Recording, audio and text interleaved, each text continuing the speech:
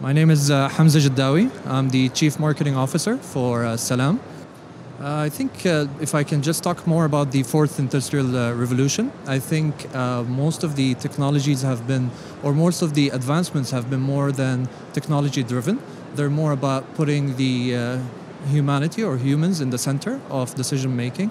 So I think all of these advancements have been helping policy leaders, decision makers, people from different economic groups to make better decisions. It gives them the opportunity.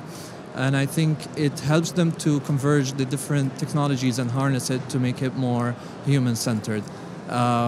Big talk, sounds very nice. What does that mean? I think for us at Salam, this gives us, puts a lot of pressure in terms of developing faster, more powerful digital platforms that enables and enhances the customer experience to make it more seamless and ensures that people can use it more as plug and play.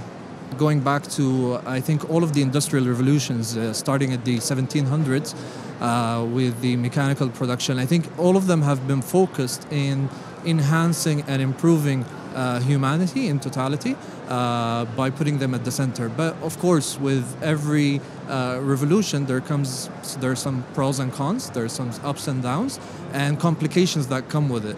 I think the biggest challenge for us with this fourth industrial revolution is actually leaving some people behind. It's a lot of advancements. Not everyone is familiar and capable or comfortable with the technologies that are coming and the processes and how it changes different things. So I believe that what's really important is to make sure that these technologies are becoming less intimidating by making it less complex, more simple, easy to use, which will then hopefully enhance the way that humanity exists in this world.